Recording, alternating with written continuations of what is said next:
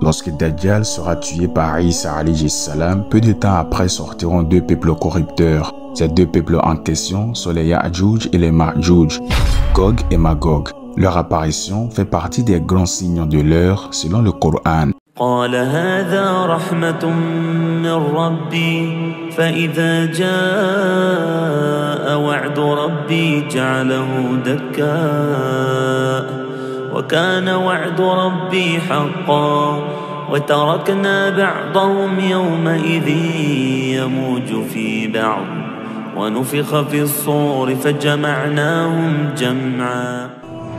Gog et Magog sont des peuples corrupteurs et destructeurs. Ce sont des descendants d'Adam tout comme nous, mais puissants et extrêmement nombreux.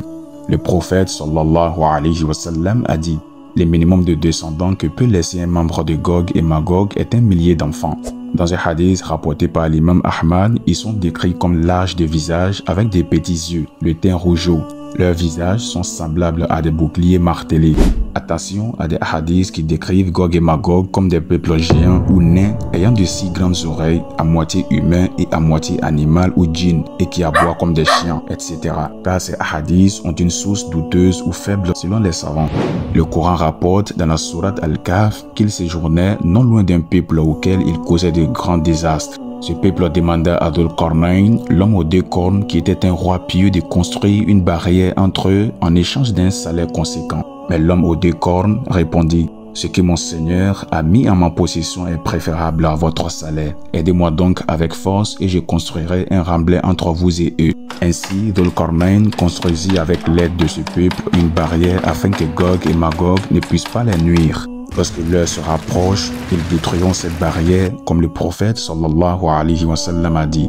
Certes, Gog et Magog creusent chaque jour jusqu'à ce qu'ils voient les rayons du soleil. Alors, leur chef leur dit: retournez et demain nous creuserons le reste. Mais lorsqu'ils retournent au travail, le lendemain, ils trouveront qu'Allah subhanahu wa ta'ala a ramené le remblai à son état initial, et ainsi de suite jusqu'à ce que leur apparition s'annonce et qu'Allah subhanahu wa ta'ala décide de les faire sortir au monde. En ce moment, ils creusent jusqu'à ce qu'ils voient les rayons du soleil. Alors leur chef leur dit: retournez et demain nous creuserons le reste s'il plaît à Allah. À cause de cette formule prononcée, le lendemain ils les trouveront tels qu'ils l'avaient laissé et se remettront à creuser jusqu'à ce qu'ils débouchent sur les gens.